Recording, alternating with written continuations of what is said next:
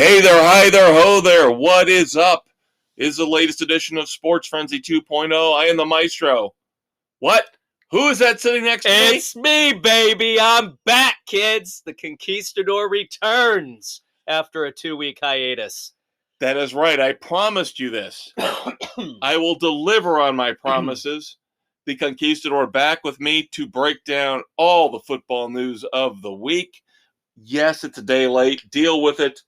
Taping here on December the 8th of 2022. This will not affect the weekend edition. As Not always, at all. your weekend cure for your hangover will be on schedule Saturday morning as always. But of course, as we do here this time of year in the first segment, we talk NFL football. The Bears are irrelevant. The Bears are now officially eliminated along with the woeful Houston Texans, the only two teams right now to be officially eliminated from the playoff picture. That's fine. It's not a big surprise. No. And we will deal with the Bears in the offseason and see what they do with their massive amount of cap space. I was all over Spot Track this week looking at the Bears, of course, looking at the Cubs, the White Sox, all the big baseball teams with the free agency frenzy, which we'll deal with in segment 2 or the beginning of segment 3. Depending on how things go. The Bears game was frustrating because they had a chance to win that damn thing. Yeah, and I was a traitor. I watched the Jets-Vikings. And I wanted to see a game that mattered. I There wanted you to see go. a game that mattered. So, yeah, I watched the Jets-Vikings, but I was watching the ticker, and at the beginning, like you said, it looked like the Bears had a chance, jumped out to an early lead. frickin' final game-winning drive by Rodgers. The Packers should have been called for holding on the 3rd and long that they converted to keep going. Actually, I think it was the 4th down. Whatever. Major holding. 2 guys could have been called that allowed Rodgers to scramble and make the completion to keep that drive going. It was pathetically egregious. I don't know how it was missed. And of course, the talking heads in the booth didn't even pick up on it. But it was right there, middle of the screen, plain as day, 2 holds. And, of course, really, Because it's honestly, Rodgers. because both teams are technically out. Yeah. I know the Bears are officially out. The Rodgers-led Packers are Probably much a week. done. Yeah, a week or two away from being away eliminated. from elimination. But neither quarterback should have been playing. No. The Packers want to see Jordan Love as much as they're stuck with that bad contract they gave Aaron Rodgers. They're stuck with him. If he wants to play, they have to let him play. The Bears should have given Justin Fields 2 weeks off this week and then the bye week. Yep, he should have been out for 3 weeks in a row to fully heal. So again, this did nothing for the Bears. No. The Bears would have been better off tanking this game. I hate to use that vernacular. But that's what they needed to do and make sure Fields is healthy. Make sure Fields is healthy, number one. He's your number one asset right now. He's the only thing you got going for you. Right. So, along with that asset known as the current number 2 overall pick, which will have a lot of other teams drooling to trade up to get that, since the Bears, for once, do not need a quarterback in the number 2 slot if everything holds. Yep.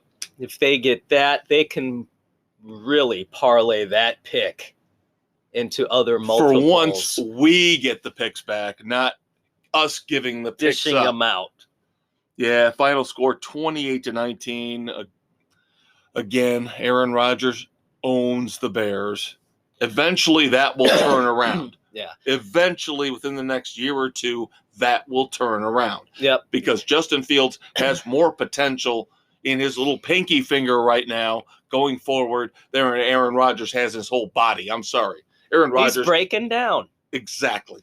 And it's a major crossroads for the Packers because Love is coming up. They have to decide if they're going to pick up that fifth-year option or not. They have to pay Rodgers no matter what next year. So bench Rodgers for the rest of the year. See what Love has. Find out, is he the guy going forward? See how he performs. And then you let Rodgers slide back in next year and you have your answers on Love. If I was the GM for the Packers, the guy who Rodgers hates, Aaron Rodgers hates, I would slip $1,000 bill to one of the clubhouse guys, give him an anvil like an old Wile E. Coyote, and drop it on his hand, and oh no! Aaron Rodgers got a broken hand. He's done for the year. I guess we have to start Jordan Love. He's getting paid. Beep, They're beep. done for the season. Just do what's right for the team. But we know that's not in Rodgers. But again, I'm not going to blame Aaron Rodgers for this. I'm blaming the NBA.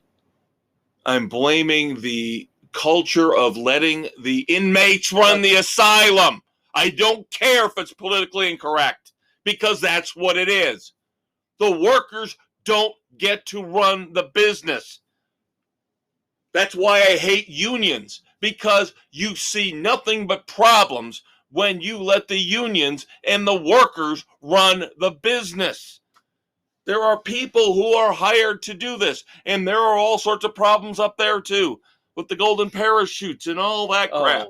But stupid money reigns supreme. The rich get richer.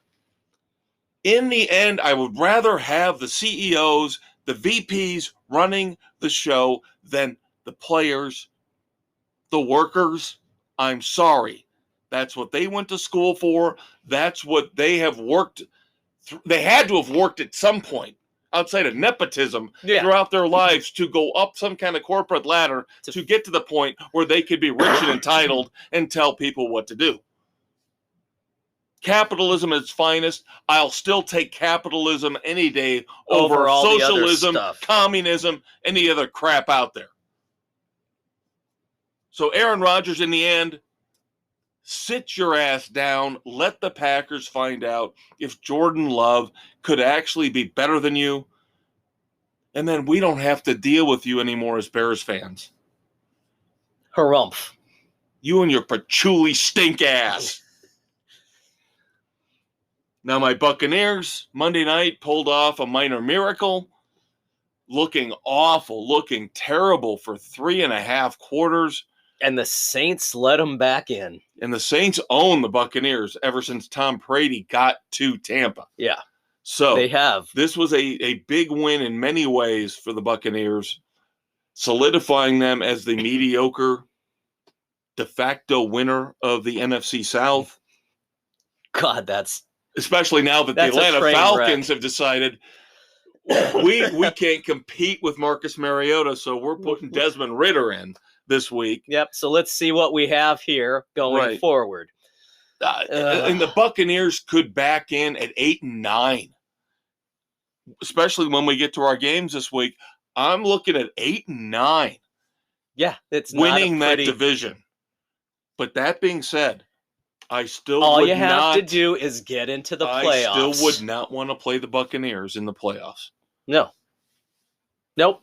All you have to do is get in, and anything can happen. Despite losing to the 49ers, the Dolphins are still in good shape at 8-4. Not bad. Wasn't thrilled with the way they looked offensively or defensively for that matter, but we all know their defense is suspect anyway. I was worried that I kept hearing updates as I was watching the Kansas City Cincinnati game. Waddle's hurt. Tua's hurt. Yeah, dinged up an ankle. Jimmy G's hurt. It was like it sounded like a MASH unit running in and off the field. Yeah, that was in that game. Now the one big injury, of course, was Jimmy G. He is done presumably for the year. might have a slight chance to come back if they make it to the NFC Championship game. But at that point, if they roll through and get there, why would you put them back in and disrupt the chemistry that would have been established up to that point? Right, that would tell you that Brock Purdy, Mr. Irrelevant, yes, which is cool as hell. The first Mr. Irrelevant to ever start an NFL game. And for those of you who don't know, Mr. Irrelevant is the very last player taken in a draft.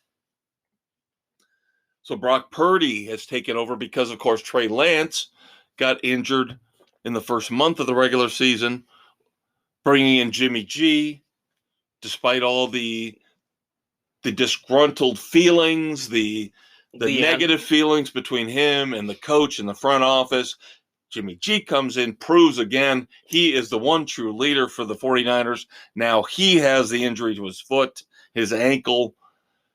So now we make more drama in San Francisco. Because they don't have enough out there. Is this going to be a Tom Brady, a Kurt Warner type of story with Brock Purdy? Only time will tell. Yep. Other significant injuries of the week. The Rams, of course, we know. We saw the T-shirts at the victory parade after they won the Super Bowl where they said, fuck those draft picks. Well now the devil's coming to call on the LA Rams because Matt Stafford, done for the year with a spinal cord contusion. We already know the backfield is a mess. Yep. So who do they turn to now? They pick up Baker Mayfield off of waivers. Baker Mayfield going to his third team of the year already. Oh, God. And supposedly tonight as we tape, as the Raiders go into SoFi Stadium to play the Rams, there's a good chance he's going to start. That's how little that's faith. How bad the Rams are right at this point. Both of their starting receivers done. Cooper Kupp, of course, Allen Robinson, Cam Akers, who you and I both thought was going to be a fantasy football stud this year. Now, last week, all of a sudden emerges, and he could be relevant again. Maybe. Because they got nobody left. There's nobody else. Now, the question is, the defense, are they still healthy enough to shut down a red-hot Las Vegas Raiders offense? This is the Raiders offense that we expected to have seen all season long that we've seen over the past few weeks. If they would have started out like this, it would have been a hell of a run between them and the Chiefs. Yeah, that whole AFC West thing has turned out to be a debacle because we all thought all those teams would be doing what the AFC East and the NFC East are doing, where all the teams are 500 better. Number one, we did not anticipate Russell Wilson and Nathaniel Hackett destroying the Broncos completely. And everybody knows how much I, quote unquote, love Mr. Staley. Destroying my man, Justin Herbert. I love Justin Herbert. And everybody's starting to pick on him. I'm like, lay off him. It's not his fault. It's Brandon Staley. He's a shitty coach. They need to bring in Sean Payton. Sean Payton knows he's drooling right now. I get Austin Eckler. I get Keenan Allen. I get Justin Herbert. I get Khalil Mack. I get Bosa. Dude. I get Derwin James. Who wouldn't want to take that team over? Brandon Staley has completely botched a golden opportunity. That is a Super Bowl contending team. Talent-wise, yes. Talent-wise, that is so poorly coached and mismanaged. Yeah. It's almost the opposite of the Patriots, who we'll get to in our picks, where the Patriots, again, this is Belichick's call on who he wants in. He wants his guys. But talent-wise, the Chargers are 10 times better than what the Patriots have. Same record. Same exact record. Even though Matt Patricia and the other guy are completely screwing up the offense. Yeah, and Bill Belichick comes out this week and says, I can't fix it now. It's too late in the season. Yeah. I can't change the offense now. It's too late. You could. You could take it over yourself. Lamar Jackson for the overachieving 8-4 Ravens is now out. He will be week to week with a knee injury. Yeah, so much for betting on himself. I was going to say, unlike Aaron Judge, we'll talk about him later, betting on himself in a positive way, this might be the other side of the coin. Whereas Lamar Jackson bet on himself, did not take any of the offers, did not negotiate. Nope. With the Ravens in terms of what they were willing to give. And again, we can't judge this based on the idiotic contracts this past offseason for Deshaun Watson, Russell Wilson, and Kyler Murray. Yeah, no, those were absolutely stupid contracts. Dumbest. And they should not set the bar. And fuck these agents and fuck these players. Sometimes common sense has got to come in and prevail. You are playing a damn game. And you're not Seriously. That good at it. Kyler Murray's not that good at it. No, Kyler Murray is awful. Russell Wilson, obviously, right now, not that good at it. Deshaun Watson, rusty as hell, not that good at it. It was questionable for him before all the shit hit the fan. Lamar Jackson thinks he deserves 240, 250 guaranteed? No. I'd let him walk. I would. I'd start the cycle over again, which is what you're seeing with a lot of these teams and a lot of the ways that they're thinking.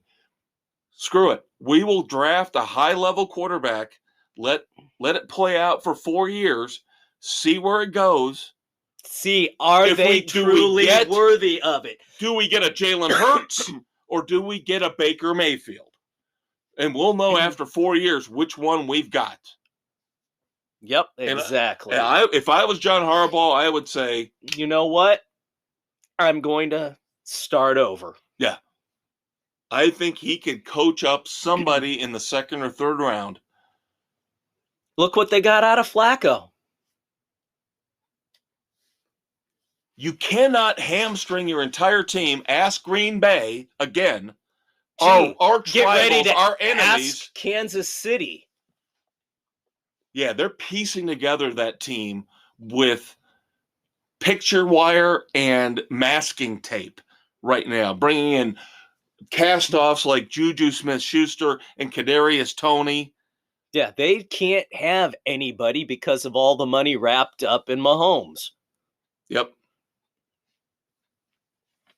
And then, of course, we knew he was hurt. Optimistic views had him coming back within 4 to 5 weeks, but unfortunately for the Bills, who have finally gotten themselves back on track again, looking good, the Josh Allen elbow thing turned out to be, I won't say a mirage, but a minor injury. It's a little hiccup. It's healing. But they lose their leader on defense, who they just brought in this offseason, looking to win his third Super Bowl title with his third different team. Von Miller, exploratory surgery. He has a torn ACL. He is done for the year. Not a good situation. Yeah, and I think we're looking at worlds collide, man. I think we're looking at Bills, Chiefs. The Bengals might have something to say about it. Potentially. But those 3 teams are who I'm looking at. Unless Miami's defense can somehow drastically improve, I don't see it. Year away. They need a little bit of help. Year away. They need an offseason to tweak, like you said, the defense, make things a little better. Yep. Trade Gesicki. You're not using him. He's not used as he should be. So bring in a third slot receiver, a viable, a dynamic slot receiver, instead of worrying about the tight end. Yep. There you go. And then, like you said, improve the defense. And then get a tight end that can block. Right. Because right now, the tight end situation among everybody in the NFL outside of Kansas City is a disaster. If you're not going to use the tight end, then use the slot receiver, the third receiver instead. Yeah, get your possession guy who has a little bit more speed. Yep. Now, finally, before we do our recap of last week's games, we've already covered half of them. I do want to bring up the fact that the Titans fired their general manager, John Robinson, this week. I don't know what to read out of this situation because, number one, is it the owner throwing the GM under the bus? Or did the GM actually, with his inactivity, with the fact he let A.J. Brown go? Yeah, he didn't do anything to help the team. To the Eagles when Mike Vrabel supposedly had promised A.J. Brown, you're going to stay here. We need you as a weapon. We don't have that many weapons outside of Derrick Henry. Yeah, we need So who's telling the truth here? We always find this situation in all these firings.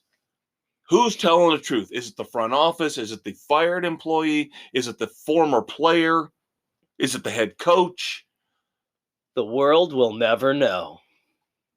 I just wonder because if the front office told him we can't afford A.J. Brown, so go ahead and let him go, and now they're going to throw him under the bus and say, well, you didn't do enough to keep the team's weapons in place. And you and I in baseball both know how that is. Yeah. And we'll get to that later. Cheap-ass ownership. Yeah. So I'm not convinced this was all John Robinson's fault. Now, if he was told he could re-sign A.J. Brown and he didn't, then that's on him, and he should be gone. All right, last week's games. Thursday, Bills beat the Patriots. Yep, my Patriot Island pick did not work. We talked about the Packers and the Bears. The Lions continue to roll, destroying the Jaguars. I did not think we were going to see a 40-14 game. Where the hell did that come from? I think the Lions are on a roll. They might be peaking-ish. Vikings again play another close game. As I mentioned, I watched it. Great game, 27-22 over the Mike White-led Jets. The overtime tie. Yay! We got another tie. Another wonderful tie. And this one actually meant something as opposed to earlier in the season was the Colts and the Texans, right?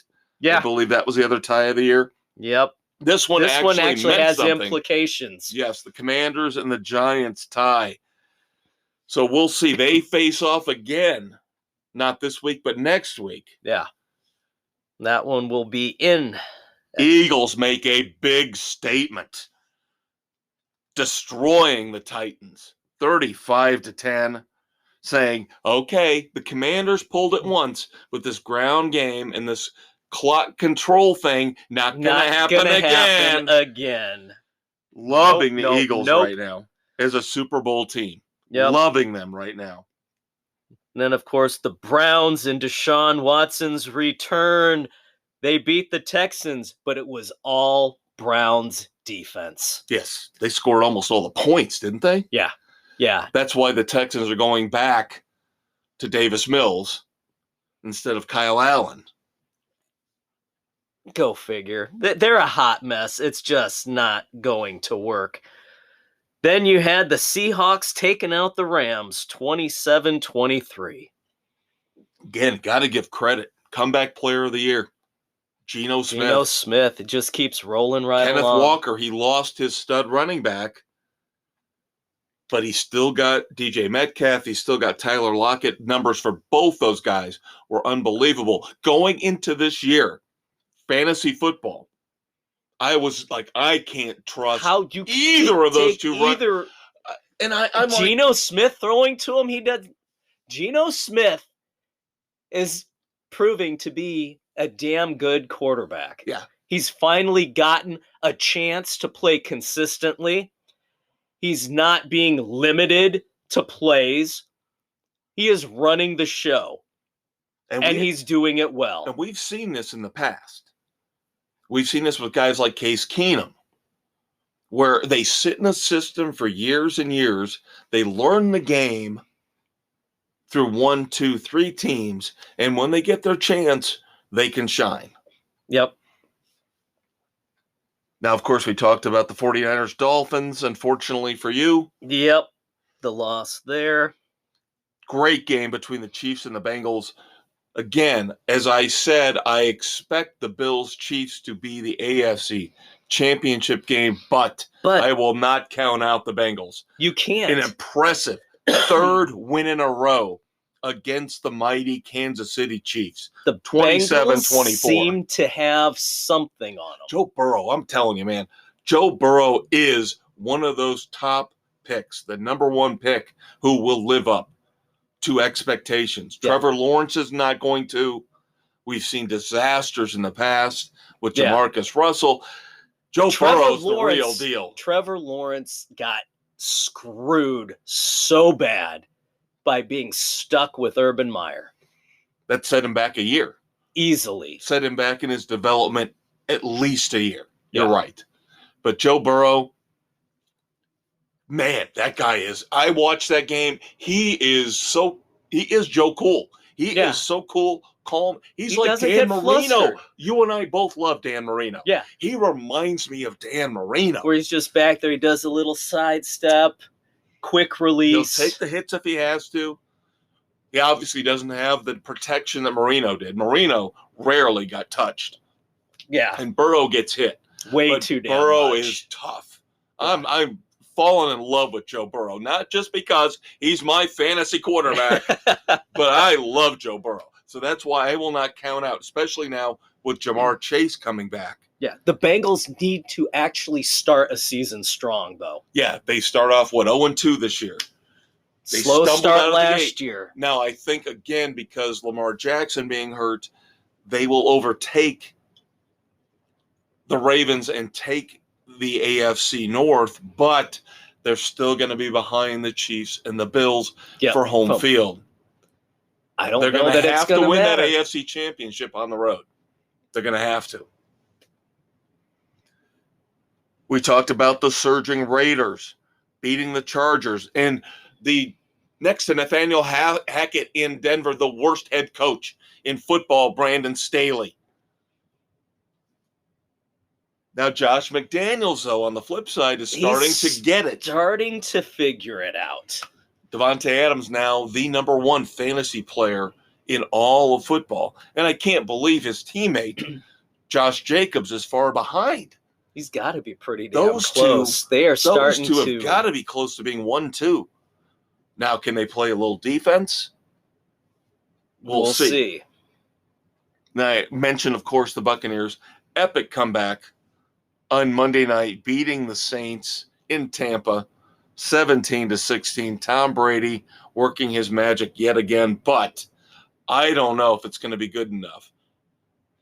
I wouldn't want to play him in the playoffs, but right now, the way the seeding is set up, they would have to play Dallas in the first game, and I don't see that turning out well. No.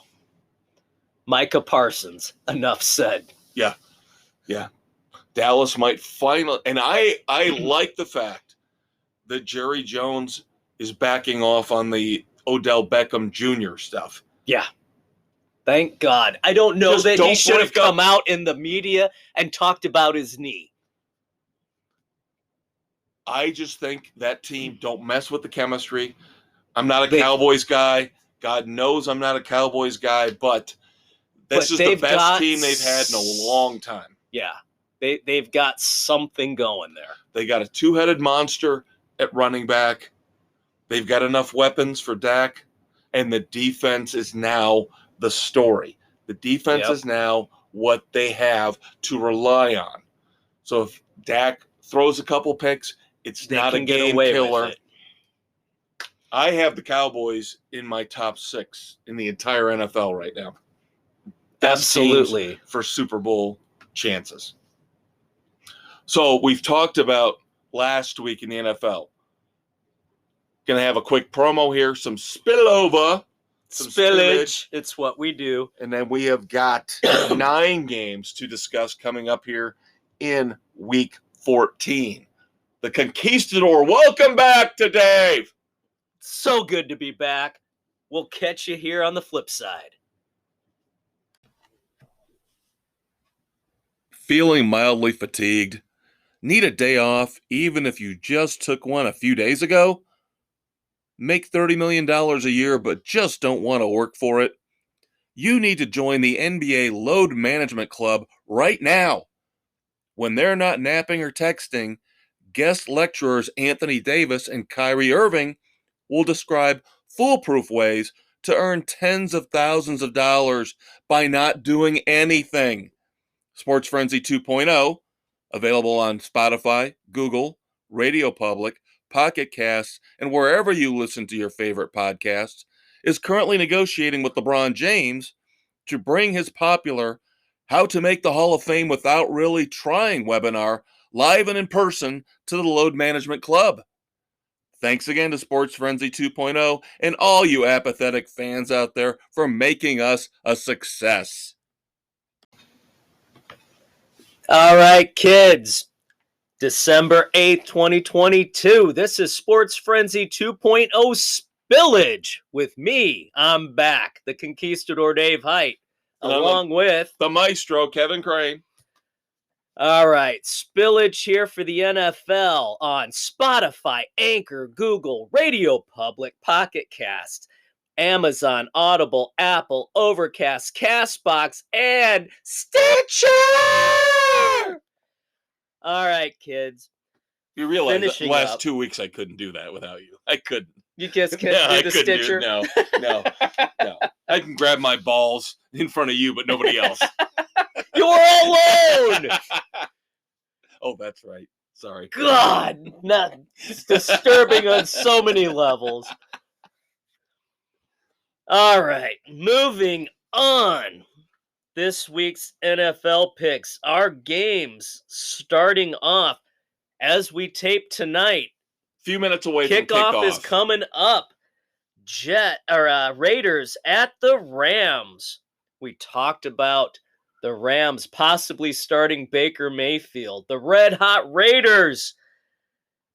We have almost Raiders across the board, but Jen and Doug are taking the Rams. Yep, all eight of our panelists are in.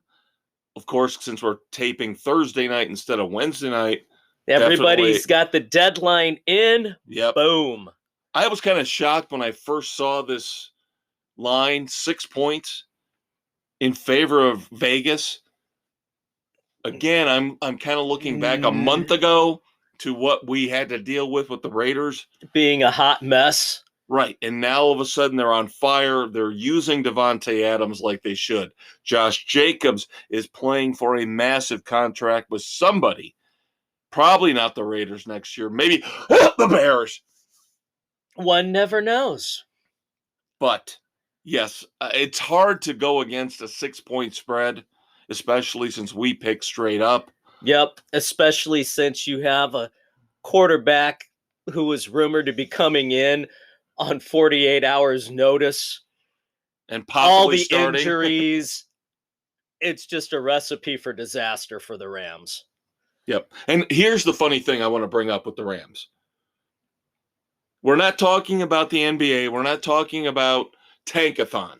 You've got to remember the fact that the Rams don't want to lose. They can't. Because this pick will go to, I believe, the Seahawks, possibly. I think so. For the Bobby Wagner trade.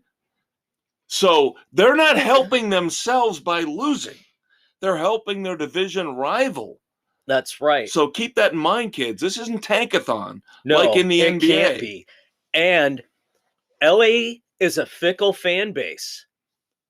They will come out if you're winning and support you like there's no tomorrow. But if you have a hiccup or a bump in the road and become mediocre, you're not going to draw anybody from out there. Right. Right. So when we look at the top picks in the draft next year and we start looking at, the Texans. Yeah, the Texans are obviously shooting for that number one pick. The But- Texans are in a perpetual rebuild. Come but on. there are a couple teams out there. The Rams, number one. Remember the T-shirt we talked about earlier. Fuck them picks. This is where they're going to get fucked. Yep. If they keep losing, they're going to help the Seahawks. Yeah, they just hosed those. Losing all those picks has hosed them for the next, 2 or 3 drafts? Yep. All right, moving on. Jets at the Bills Sunday. Bills across the board. Yeah, the Jets are right now a playoff team, but I'm sorry, New York fans. I don't believe in the Jets or the Giants. No. I believe when all is said and done, they'll probably both be out of the playoff They picture. will be one and done. Right. I am rooting for Mike White, though, because I do not like Zach Wilson and his I fucked my Pompous. mom's friend stuff. Yeah. And his whole entitled attitude, it's everybody but me. Right. Mike White seems to be the guy the locker room is gravitating towards, rallying around.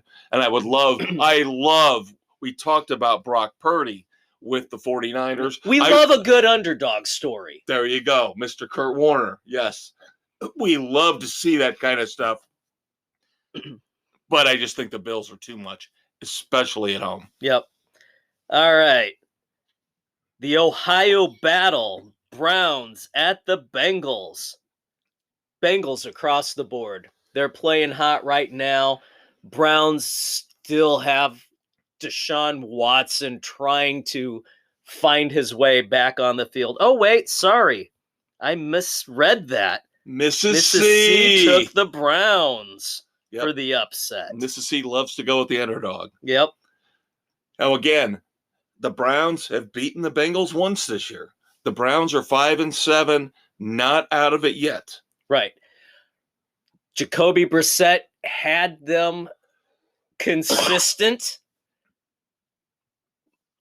We'll see Like what you Watson. said last week, the defense won them that game against the Texans. Yeah, I don't know that the It did not defense have- can do that It again. did not have all the pomp and circumstance and all the protesters and everybody screaming and yelling and throwing stuff at Deshaun Watson like everybody expected. No, I would Deshaun Watson expect just that. was rusty as everybody who watches football expected. Yeah, I expect it to be a completely different story in Cincinnati.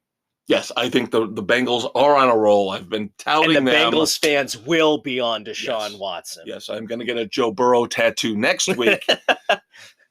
He's going to get his face on his ass. I love me some Joe Burrow. Outside of Mississippi, like Dave said, everybody's taking the Bengals. This one's fun, kids. The Minnesota Vikings, with only 2 losses going into what I consider to be the red-hot Detroit Lions at Ford Field. Lions have been playing very well of late. They're still the Lions coming into a divisional game. Detroit at home. Vikings are suspect, but they're finding their ways. Detroit at home. Vikings defense is abysmal, even worse than the Lions. It is, but for some reason the Vikings seem to do well on the road. It's going to be a shootout. Yes, I know it's not a primetime game, so that helps Kirk Cousins. Yep.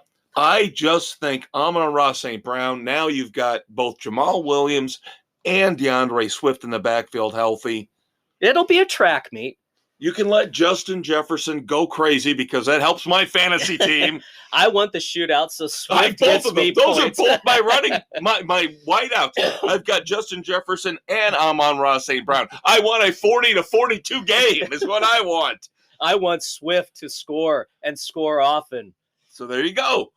I'm taking the Lions. So are Sam and Jen.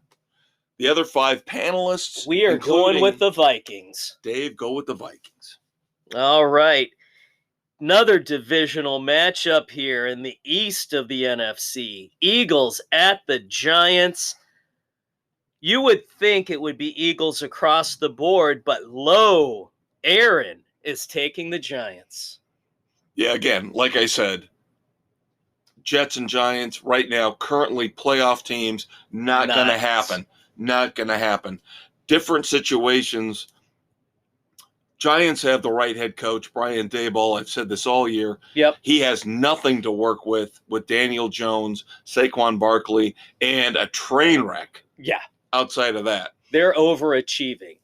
And come on, the Eagles are just plugging right along. Such a well-constructed team.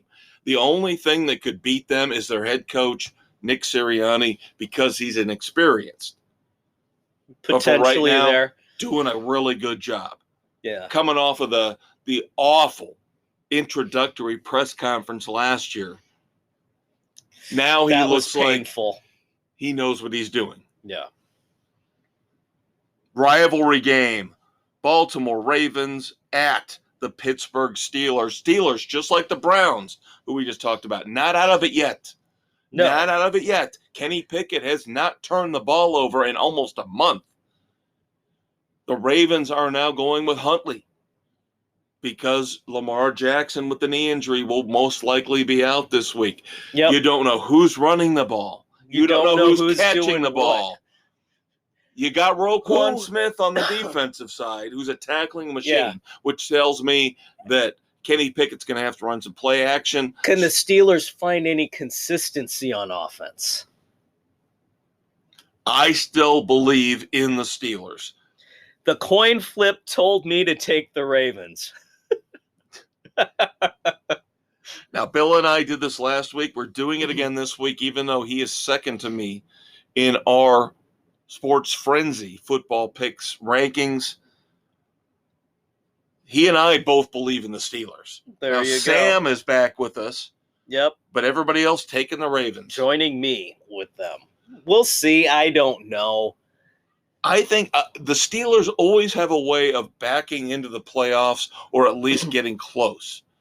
They never have a disastrous, abysmal year. And I still think they're going to end up 8-9, 7-10, and at least be competitive. They'll be competitive. And I think the Kenny Pickett draft pick is going to turn out. It's going to work out just very fine well. for I them. think he looks like he's going to be very good. Now, if he can just get the ball to Pickens, they'll be in good shape. And Pickens, of course, was complaining and whining, being a diva, which I hate with these wide receivers. Wide out divas. I hate these wide Give receivers. me the ball. Give me the ball. He's trying. He's trying. He would love to throw you the ball. How about you get open? What quarterback does not want to give a guy 12 catches for 200 yards and 3 touchdowns because he's going to end up looking good too? Exactly. Do you think the quarterback does not want to look good? Jesus. You got to watch what the defense is doing. This goes back to Michael Irvin and, I can't stand these diva wide receivers like you said. Here we go. Buccaneers at the 49ers. Unbelievably interesting game. We talked about the Bucs underachieving right now at 6-6. Will win the train wreck that is the NFC South. Almost even if they by go default. 8-9. Yeah, by default. But the 49ers now go with Brock Purdy. Mr. Irrelevant, but they have the defense. And the Buccaneers have not shown me that they can cope with a good defense. No, a good defense will shut them down. Brady will get rid of the ball. He won't get sacked. No. But he will not be able to complete any passes. No. He will have abysmal numbers against this defense. Yep. It's a split down the middle. You, me, Bill, and Nick are taking the Niners. Everybody else, the Bucs. My Buccaneer heart wants break. them to win, but I don't even think they need to win this game to win the South. I don't think it's going to matter. I think they just need to put up a good show. I think Brock Purdy could be somebody. He's got the potential. If Christian McCaffrey, China Doll number 1, and Deebo Samuel, China Doll number 2, show up and play, at least put up something, some kind of effort, I think 49ers win. Yep. Plus, you love to talk about travel. Buccaneers traveling cross-country. Yep, the cross-country travel plays a major role in it. Usually it's the West Coast teams are affected more coming to the East. But we'll see what happens. Yeah, so now we're going to look like hypocrites because we're going to talk about the Dolphins going out to LA for the Chargers. That being said, nobody has any faith in Coach Staley. Dolphins across the board. Yeah, Dolphins will bounce back after a tough loss, a physical loss on the West Coast. Yep. Against the 49ers last week. I believe everybody bounces back, maybe except for my receiver, Jalen Waddle. Screw him. I'm done with him. You can have him next year in the fantasy draft. Why would I take him? He's too inconsistent because you're a Dolphins fan. I do not. Did you or did you not have Justin Fields and Cole Kmet? I picked them up late once they started to roll. I do not pick anybody based on who I love in terms of being a fan. No, I did not pick either one to start the season. Waiver claims as they started to put it together midway through the season. Yeah, everybody's taking the Dolphins because you can't trust, like Dave said, Brandon Staley. Although, do not project the hate onto my man, Justin Herbert. No. Love Leave Justin Herbert alone. He is going to be a fantastic quarterback. He's going to have Joe Burrow on one cheek and Justin Herbert on the other. That's right. That is absolutely right. And you can stick your Tua right in between them. But again, don't have any faith. Chargers will not make the playoffs. Staley gets fired. Sean Payton comes in, takes over. And in 2 years, the Chargers are in the Super Bowl. Damn Skippy. You heard it here, kids. All right, Monday night, Patriots go west. All the East teams are heading west this weekend. Seems like it, doesn't it? Yes. So, Patriots at the Cardinals. The train wreck offense that is the Patriots against the train wreck that is the Cardinals. I'm looking at this. I'm looking at home field advantage for the Cardinals in Glendale. Like you said, traveling cross country, week off for the Cardinals. They have an extra week to prepare. Cliff Kingsbury, Kyler Murray, if they are going to show up, they're going to show up now because they know their asses are on the line. This is the type of quarterback that Belichick will have a plan for his defense. They've got Marquise Brown back, plus DeAndre Hopkins. James Conner, from what I've heard, is fine. They are at full strength. But it's do you Kyler trust Murray. Mac Jones? Do you trust Mac Jones? I don't trust Kyler Murray. There you go. That'll tell you where Dave and I are going with our picks. Yep, the Cardinals for you, Jen, and Nick. The Patriots for the rest of us. There you go, kids. There is your NFL summary for the week. All right, now. College football. Quick news and notes. Should we just get our pick out of the way? There's one game. Sure. Yeah, we'll do our pick first because, of course, it's the tradition. It is the Army-Navy game coming up this Saturday, December the 10th. We pick it every year in tribute to our armed forces. Yep. Philadelphia, I believe they're playing this year. Yeah. They kind of shuffle between Philly and Baltimore and kind of keeping it around those areas. But Navy for the majority. Army for me, Sam, and Bill. And Navy for the rest of us sane, normal people. No, just kidding. Doesn't matter who you pick. It's a crapshoot. These guys play each other harder than they play anybody else. Navy had a long winning streak, but Army recently broke that. So, yeah. Whoever you would think would be favored tends to wind up losing this one. It's one of those weird series. Yep. Now, we need to look back at last week's games, the championship games. We need to talk about the transfer portal. The insane transfer portal. We'll get to that in a second because I think you and I are going to be on the same page about this stuff. But let's look back at last week and what happened to set up our final four for the college football playoff. Which, by the way, 2 years left. This year, next year, and then after that, it goes to 12. because the Rose Bowl finally At the conceded 11th hour, pulled their heads out of their asses. and finally realized there was money to be made. So we will get the 12-team college football playoff earlier than anticipated, And it's a beautiful thing. starting with the 2024 season, which will mean the 2025 January games. Yep. But for now, 4 teams. We knew Georgia was going to be in regardless, even if they lost, which they did not. They took care of business. Brian Kelly goes down and goes down hard. LSU down 50-30. Michigan, same thing. You figured. Purdue did not have a chance in that game. Still sad to see Jeff Brom go.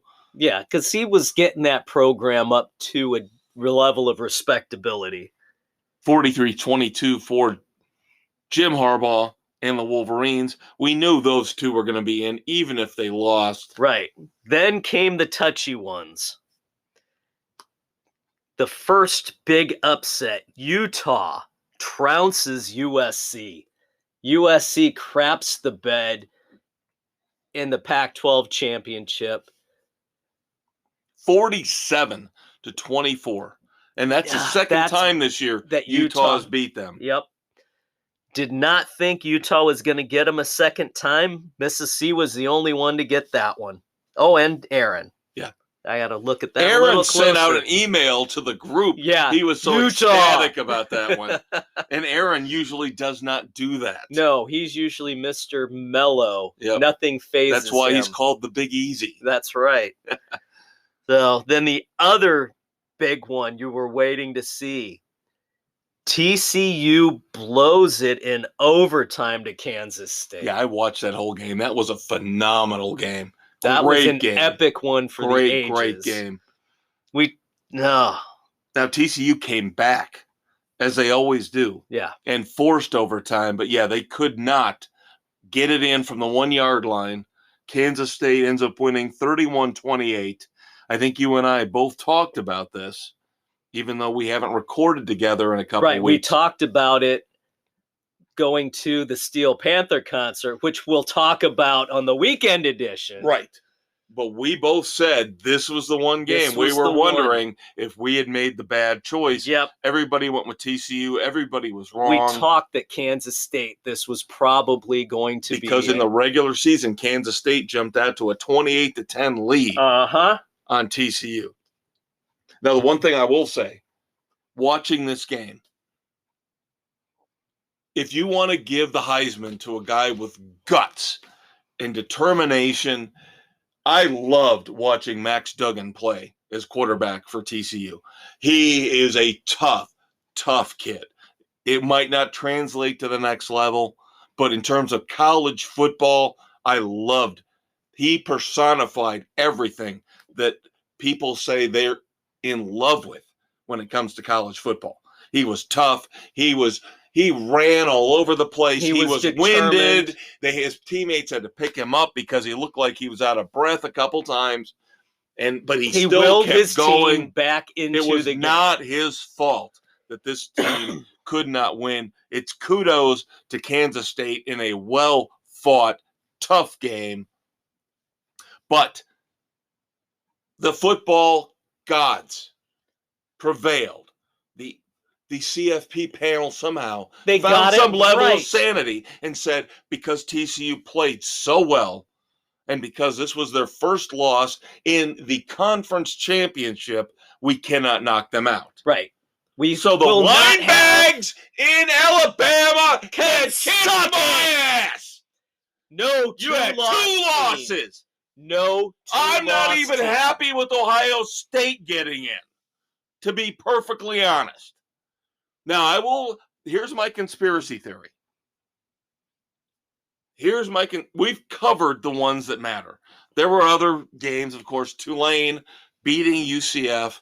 Now, that would have been big if we had a 12-team playoff. Right. That probably would have put Tulane in. Buffalo over Akron. That was the MAC wasn't going to get anything. No. But now, in terms of the games that matter, here's my conspiracy with the college football playoff panel. They could have put Ohio State at 3 over TCU, kept both of them, Yeah. flipped them 3 and 4, and had the first round Michigan-Ohio State rematch. But they chose to take the easy way out. Yep. They're going to have Michigan, TCU, and Ohio State, Georgia. So in some ways, they think that's 2 better games, 2 better matchups. I would have rather seen the Michigan-Ohio State matchup. Part 2, right off the bat. Georgia is going to be in the championship game. It doesn't matter if they're beating up on TCU or they're beating up on Ohio State. Yeah. They're going to be there. To see Michigan and Ohio State duke it out one more time would have been classic. Would have been good. And the survivor gets Georgia. Would have been good, but I like to see TCU have an opportunity. They have a better chance. You're right. They do. They have an opportunity against Michigan to make that final game. I agree. They're better first round matchups. They are. But it seems like they want Michigan and Georgia in the final game. Yeah. You know. I mean, you're going to get Ohio State. You're going to get your 2 Georgia undefeateds now instead of. They're trying to put the 2 undefeateds together. Right. Which they've earned to try and get the easier run in. Agreed. I do agree with that. Yep. All right, the transfer portal real quick here. For the love of God, can we please put a limit to how many times you can transfer? Yeah, we got this one kid. I mentioned it on the bonus episode last night. My God, JT Daniels. Is he the one? Yes. 4 teams in 4 years? Yeah. Started at USC. Then he went to Georgia. Then he went to West Virginia. And now he's going to suck somewhere else. We've got Notre Dame's quarterback, Drew Pine, leaving. We have got He didn't want to have to compete. Yeah. Because you got CJ Carr looming on the horizon. What? Who's to say he's not going to transfer after a year if things don't go his way? Boo freaking who? You've got DJ Ungalalele. No, he got butt hurt because he sucks. Because he got benched in the ACC championship game. And now he's lost the starting role for the bowl. 2 years. Yeah, he's not been good. I don't think Dabo Swinney's shedding any tears. No. But you're seeing this all over the place. And I think Graham Mertz from Wisconsin is leaving. There has got to be a limit put on this. Like you said, if you got a guy going 4 teams in 4 years, Pittsburgh's quarterback, Slovis, who came from USC when Lincoln Riley was coming in. Yeah. He went to Pittsburgh. Now he's leaving Pittsburgh. He's going on his 3rd team. Yeah, this is ridiculous. Got to stop. This is more ridiculous than NFL free agency. Yeah. It's absolutely You atrocious. have got to put a limit on this. Oh, we want to help the kids. We want to give the kids all the freedom and all the money. In 2 years, this has become a clusterfuck. It is what it's become. It's ruining the face of college football. This transfer portal is a disaster. Is what it's turning into. Yeah. With the one and dones. Yeah, the transfer portal is a disaster. So instead of a kid playing 1 year at Kentucky or 1 year at Duke and heading to the NBA, now we're going to have a kid plays 1 year at Notre Dame, 1 year at USC, 1 year at Clemson. This is stupid. Ridiculous. You destroy your sport. There is no consistency. This is why nobody likes NCAA basketball until you get to the dance. The big dance is because we can't follow or we can't care about the players. I can't stand this crap. And again, we should be running this. Dave and I, we've already got to run baseball. We got to run the Bears. We got to run the Cubs and the White Sox. Now we got to fucking run NCAA college football. Jesus Christ. We have enough on our plate already. And we got a podcast. God damn, do these people... And we don't get any freaking money for it. Speaking of which... Search out Sports Frenzy 2.0 and donate. Just hit the... Oh, wait. We don't have that yet. We don't have a button. If you would like to set a GoFundMe page up for us, we would be more than happy to accept. All right. 2 episodes down. All football. Third segment coming. Of course. Baseball free agency is the rearing nutsy, its stupid money. The nutsy cuckoo money that's being spent in Major League Baseball. After the last couple of years where they reined it in and they made players wait for smaller deals, shorter deals until boom goes the checkbook. No.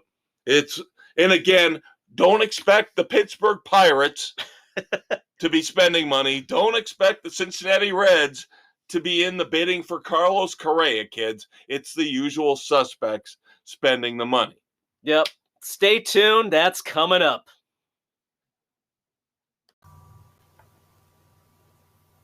Hello, friends. Are you tired of the boring sports analysis you get from the major outlets?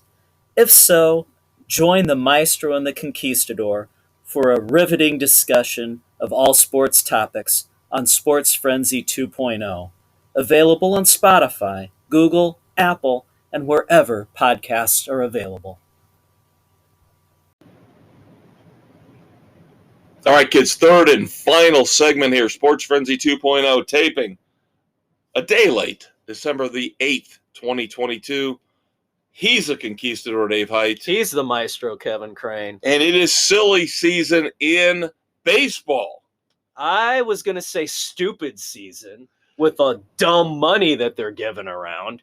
Wow, this is a good off season to be a free agent in baseball. And Dave and I are going to recap most of the signings. Of course, when it comes to our teams, not a lot of action. Ooh, Sox signed Clevenger for a 1-year, $12 million deal. Whoop-de-frickin-do. Overpaid. Cubs signed Cody Bellinger for a 1-year, $17.5 million deal. And we all know they're going to flip him midway through the season. Just like they did with Jock Peterson, another Dodgers reject. The one signing they made that they're going to end up hanging on to, it looks like, would be Jamison Tyone. 4-year deal for him. Not terrible. I don't hate this deal as much as I hate. $68 million's not bad. I don't hate this deal as much as I hate the Bellinger deal. The one that hurts, the one that stings, would that the be one that kicks me in the fucking crotch? Wilson Contreras being signed by the Cardinals? 5 years, $87.5 million. My man, Wilson Contreras, goes to the enemy. This hurts bad. This hurts as much as Anthony Rizzo going to the evil empire. And then there was one. Why is there no loyalty with this team on the north side of Chicago? What is going on with Hoyer and Ricketts where they have so much disdain and hatred for the 2016 World Series champion team that now all we've got left is Kyle Hendricks, and we know they don't like him. If he hadn't gotten injured last year, they would have shipped him out.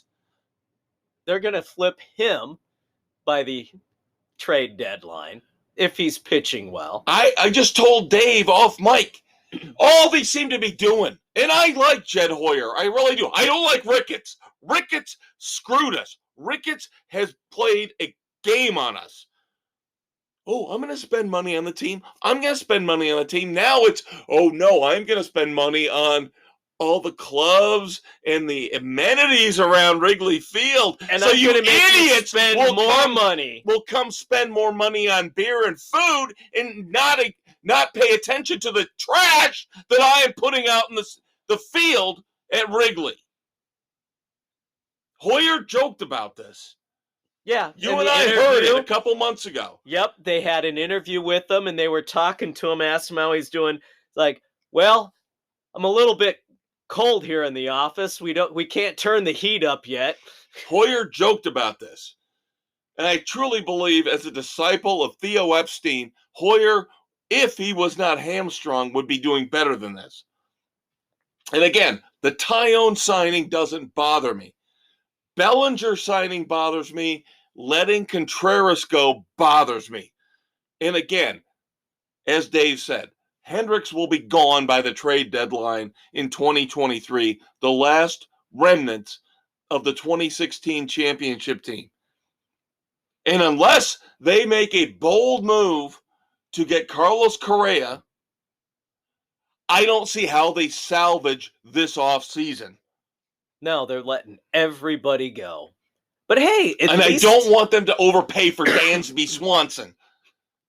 I'd rather have them not spend the money, being somebody who actually cares about the finances, knowing how a baseball team, a pro sports franchise works with a salary cap. Dave and I are intelligent men. We have followed sports for years and years and decades. We understand you can't just blow the doors off the salary cap or the luxury tax threshold. But it's getting ridiculous for both of our teams where they won't do anything. They sit there and they let the Yankees walk all over them. The Padres. The Padres now are spending money. Xander Bogaerts getting an 11-year, $280 million deal. The Philadelphia Phillies. Trey Turner. 11 years. $300 million. Judge banking on himself. 9 years, $360 million from the Yankees. And rumors are that the Padres offered more. Yeah. The ownership group of the Padres wants to take down the Dodgers. Badly. That's obvious. That is Badly. obvious. They have amassed talent beyond belief. Here's the problem, though. There's an imbalance there. They've got Yu Darvish, Joe Musgrove, and that's it for pitching. There's no pitching. Now they've got Everything Hader is in the position. bullpen, but he's going into his last year of arbitration. Can they afford to sign him after this year? They're imbalanced. They've got all the position players, but they don't have any pitching. And they're not going to have the money to put into pitching. You know who the smartest team in this whole deal so far in the winter meetings is? The Houston Astros. Yep, the subtle little moves. They said, we're not going to pay Justin Verlander at 40 years old $43 million a year. Like the Mets did. Yeah, like the Mets did. We've got enough good young pitching with Framber Valdez. We'll be fine. Urquidy, we've got enough. We'll bring in Jose Abreu on a reasonable deal. And this is after they ditched their general manager. Yeah. They're still making smart baseball moves. Even the Guardians, and I'm not trying to pick on you with Jose Abreu and now going to Cleveland, your division rival, but picking up Josh Bell for 2 years at a fairly reasonable rate. I wish the Cubs would have done that. That would have been Josh a good Bell move. is a very good player. You don't give Terry Francona more weapons. No, you don't. They're primed to continue. Even if they are not the sharpest swords, he will figure out a way to somehow dig them in, cut your Achilles, and fuck you. Because that's how good he is. Yep. And the Sox, they need a change in ownership. They need a change in the front office. It's painful. They need to revamp that whole organization from the ground up. At every level, they need to do things consistently the same way. And they're so scattershot with what they're doing. Oh, we're just going to stand pat with what we've got. Yeah, how'd that work for you last year? And you lost your best damn player in Jose Abreu. Absolute crap. Look at the Tampa Bay Rays. Now, I don't like this signing, but have they been or have they not been successful over the last decade? They have been very successful and consistent. They bring in Zach Eflin, who I'm not a big fan of, from the Phillies for 3 years, $40 million. The thing is, believe it or not, kids, a $40 million deal, biggest free agent contract the Rays have ever signed. That's crazy. And I believe the Oakland A's are one of two teams that still have never given out that money on a free agent deal. And by the way, as I was doing my spot tracking, as I mentioned earlier this week, you know what the current Oakland A's payroll is? 25 million? Lower. 20? Lower. 15? Lower. 10? Lower. 5? Lower. 4? Lower. 2? Lower. 1 million? Lower. The Oakland A's current salary cap number is 0. All of the players on their roster are arbitration eligible. Since they have not gone through arbitration yet, Oh my God. they have nobody under contract right now. What the fuck?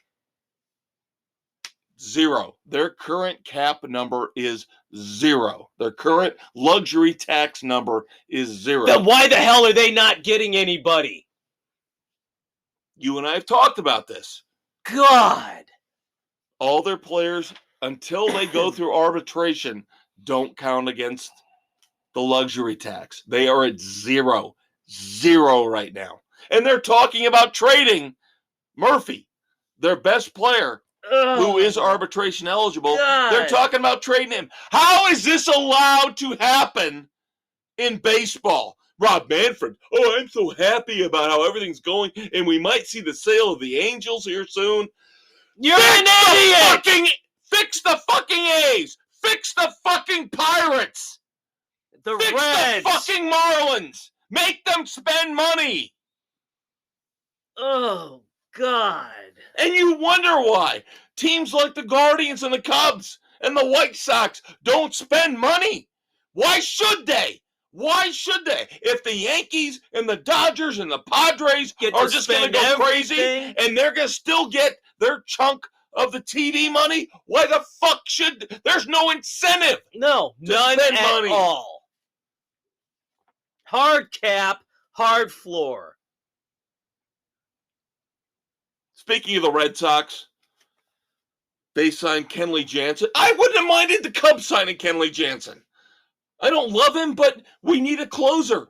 You guys have got a closer at least with Liam Hendricks. Not for long. Rumblings are he's out there to be had. Cubs have done nothing to help their bullpen. Of course, the Yankees, before they signed Aaron Judge to the massive deal that Dave alluded to, brought in Brian Cashman for another 4 years as their GM. Sure, why not? When he has an unlimited checkbook. Methuselah gets another 4-year deal with the Yankees. He's been their GM for ever 25 years, something like that. Somewhere around there. One World Series to show for it, I believe. Yeah. Doesn't exactly make spending money worthwhile, does it? No. Now, there's a report on Yahoo, because I got to start a good conspiracy. I love a good conspiracy. Yahoo Sports this morning had a story about somebody who got a hold of a sampling of last year's baseballs, 200 plus baseballs.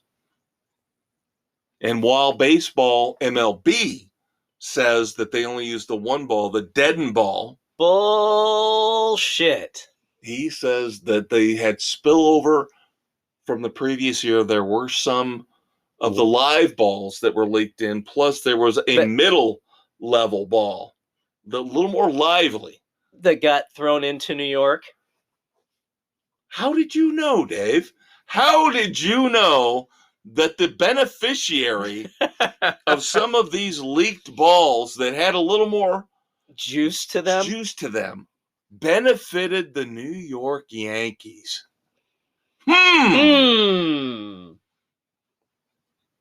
Aaron Judge thanks you for leaking those balls. That's the only good leaky balls you'll have. I was going to say. All the women I've been with don't like leaky balls, but that's just an experience I've had. And then finally, on a positive note in baseball, before we move on to more negative crap, I do want to say kudos, shout out to my man, Fred McGriff. The crime dog gets in the Hall of Fame. Yep. The newly formed committee used to be the Veterans Committee. Yeah. Now it's got some fancy new name. Yeah, the modern day committee or whatever. Yep. Unanimously puts the crime dog in. Good for him. Yep. Congratulations to Cubs radio broadcaster Phil Hughes, given the Frick Award, and will be going into the Baseball Hall of Fame for broadcast excellence. Very happy with that. Probably the last good thing that'll happen with the Cubs in a long time. But Pat Hughes, awesome. Definitely deserves it. I love Pat Hughes. As much as I despise everything that's going around with the Cubs right now, with the ownership, with what they're doing with the team, Pat Hughes now is the one constant good thing. The one constant reminder of the past. The consummate professional. Yep. I love Pat Hughes, and thank you for bringing that up. All right. So now let's move on to the big topic of the day. This is one where I said, damn, I kind of wish we had taped on Wednesday instead of Thursday, because we could have pushed this back a week. Yeah, but unfortunately, the news of the day, Brittney Griner has been released from her Russian gulag. You know, in a 1-for-1 swap, as we've talked about here in the past. The fucking merchant of death. On the one hand, I'm happy for her release. But she committed a crime and needed to be held accountable at the same time. She was not unjustly held. She had to be aware of the surroundings since she had played basketball in the Soviet Union or Russia in the past. She knew the rules. She made the conscious choice to go there. She who admittedly hates the United States, and we bent over backwards to bring her home, putting back on the street the merchant of death, who will again be responsible for untold thousands of deaths. One death. One death. If he is responsible for one more death with his actions, this was the biggest fuck up in United States political history. I will say that straight up. You basically gave in to a terrorist. You negotiated with a terrorist in Putin. By the end of next week, you will see Faust as part of Putin's inner circle military machine. Either that or he's going to wind up dead because he had gotten caught in the first place. Well, that's fine. If he ends up dying, if Putin does that, then that's fine. That's fine. But again, I guarantee if he's responsible as a massive gun runner, you know he is going to be within that Putin inner circle again as part of the war machine against the Ukraine. One person dies, I will say it again, because of this idiotic swap. Joe Biden, the blood is on your hands, and fuck you. And why couldn't you get Whelan out? He's been there longer. Again, celebrity. They say they're trying. Bullshit. They're trying. Bullshit. They're trying. And how about you went after Micah Parsons, by the way? Kudos to Micah Parsons, arguably the best defensive player in the NFL, for coming out when this news broke and saying, basically, you left a Marine behind? Hell no. I'm not voting for you. Yep, that was beautifully done. Now, he done. backtracked a little bit. He did. But basically, he said what you said. No, he said, we're not saying it's not good to have an American back who was incarcerated for what do you say? Over-incarcerated? Over-incarcerated. You know, her crime did not fit the punishment. Right. But we're we're putting our standards onto Russia. Like you said, she It's broke the rules in Russia. a foreign country. When you go there, you are subject to their rules. When people come here, they are subject to our laws and rules. Right. But I didn't buy this bullshit excuse from the Biden administration. We're trying to get Paul Whelan back. We're trying. We're doing everything you can. But they told us it was either one or none. Then I'd have told them, go fuck yourself. None. You do That's not called negotiate negotiation. that. You say you give us back both or none. Fuck you, Putin. Fuck you. And even though I don't want him running in the next election, even though I don't want him screwing up the works, Trump would have said, fuck you, Putin. He would have. He would have.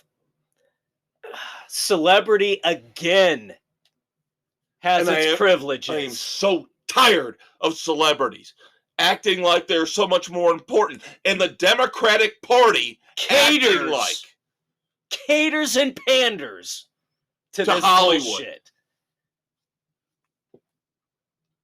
All right, moving on to our moments of silence. Whelan's been there 4 years. She was there less than a year. And he served. She didn't. Bingo. Moments of silence here on Sports Frenzy for the fallen in the world of sports.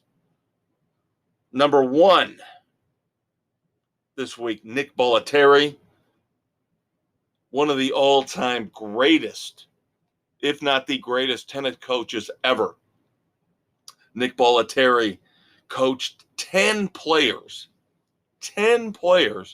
who ended up being ranked at some point in time number 1 in the world. Very impressive. So thoughts and prayers to the family and friends of Nick Bollettieri. And then, of course, let's get it on! Mills Lane. Mills. Boxing referee, of course. One of the greatest boxing referees. Overseeing the Holyfield-Tyson ear bite. Let's get it on! Of course, went on to do reality TV and ended up being a quote-unquote judge. Yeah. Whatever. Yeah. Mills was always good in the ring. So, thoughts and prayers to the family and friends of Mills Lane. Dave, what time is it? Time to get dumb. Well, what would Ross Geller say? Pivot. That is time to pivot. Here on Sports Frenzy, as we go from our solemn moments of silence to the Red Foreman dumbasses of the week, of course. Joe in Biden January. tops the list, as we just discussed. Yeah, that's a no-brainer. Well, he's already got the He's got no the brain. co-pilot seat on the Sports Frenzy plane of doom. Next to the blow-up doll from Airplane. Who's flying the damn thing? Who's smarter? Yeah. But, of course, that 90s show coming in January to Netflix with our man, Red Foreman. If you have not ever seen bootleg copies of our cable access show, when we were on cable access in South Bend, Indiana, with our Red Foreman dumbasses of the week 30 years ago. The way he's screwing up his life, death would be a sweet release. That's my man. 4 dumbasses for you this week, all tying into relevant news topics here in the world of sports. Number 1, the Heisman finalists. We talked about Max Duggan of TCU. Yep. C.J. Stroud, of course, of Ohio State. All quarterbacks, by the way. Yes. Stetson Bennett of Georgia. And USC's de facto favorite, Caleb Williams. I have a case to make against Caleb Williams as the Heisman Trophy winner. Did you see what he did in the USC loss to Utah? No, I did not. Enlighten me. Class act, this Caleb Williams. Class act. I would not vote for him. This is why I was talking up Max Duggan earlier. Caleb Williams painted his fingernails, one hand and the other, of course, to say before the game, fuck Utah. What a classless jackwagon. And this is the guy you're going to make the Heisman Trophy winner. One hand said fuck, the other hand said Utah. And guess what they did? They fucked you up the ass, dude. No lube, baby. I don't want this guy as the Heisman Trophy winner. No, I don't think this behavior exemplifies what the Heisman Trophy should be. This should disqualify him. And if the writers Lincoln who vote on Riley this should shit, be ashamed of himself for allowing that to happen. if the writers vote on this shit and they give him the Heisman, fuck you for having no integrity. Because this is ridiculous. For him to be this immature and still get the Heisman. Can you really have a multiple loss Heisman winner? I guess we're going to. Notice how the other three quarterbacks are in the college football playoff Final Four. Convenient. Yeah.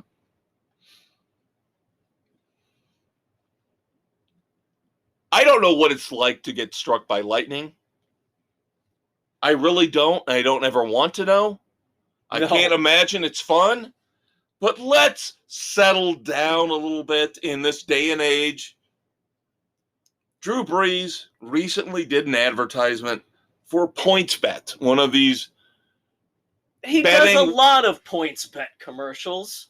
One of these, betting, FanDuel, all this stuff. He's working for PointsBet, making money, getting paid since he's done playing football. And in the ad, he gets struck by lightning. I don't know if that means it's because, he came up with the great bet or the ultimate bet. The lightning strike and electric shock survivors. Oh, come on! Are protesting Drew Brees' ad with PointsBet. Because all right, this is fucking stupid. This is just balls to the wall, dumbass retardation. We're going to get to the point where we can't do anything anymore. Do you believe... Have some freaking fun, for crying out loud. Can you believe there's actually a group called the Lightning Strike and Electric Shock Survivors? Yes, I can, because this is the fucking pussified society we live in. Thank you. That's all I wanted to hear. I wanted to make sure I wasn't losing my mind in snowflake society, thinking that this was ridiculous. So what's next? Shazam? The 70s cartoon Shazam, when he gets hit by lightning, is going to traumatize and trigger people from this group? Oh, so are they going to cancel the Great Outdoors because of the guy who got struck by lightning 66 times? Ugh! This one's kind of sad. We're going to cover it real quick because this is just... This is a dumbass, but in a very dark way. John Kitna's son, Florida backup quarterback Jalen Kitna, arrested for possession of child pornography. And I read the article, and some of the stuff that he had is disturbing beyond belief. Way disturbing.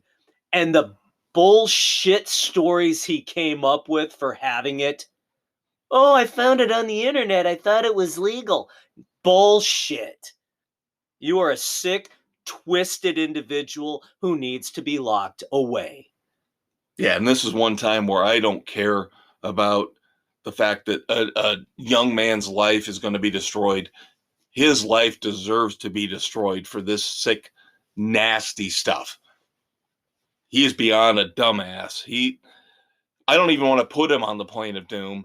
Hopefully the plane of doom will crash into him as he's, sitting on a piece of rotted wood like Kate Winslet from Titanic in the middle of the ocean when the plane of doom comes down and smashes him into smithereens. Finally, my buddy, who's got a reserve seat on the plane of doom, LeBron James. When we get here in a couple of weeks to the point of where we have to decide the dumbass of the year, I think LeBron's going to win it. LeBron gets mad at the press, cuts off the press, doesn't let them talk, as he describes how it's not right that he gets questioned about Kyrie Irving. But the press ignores the Jerry Jones photo from 60 years ago, where he was outside a school where there was a civil rights demonstration. Number one, Jerry Jones has got nothing to do with you, LeBron. Kyrie Irving was one of your best buddies, played with you, Exactly. and is an anti-Semite. Apples and oranges, buddy. And you still, to my knowledge, you don't get it. To this day, have not denounced all the human rights violations in China where you make all your sneaker money from. There you go. All right, kids. Check out the weekend edition. We'll be back next week.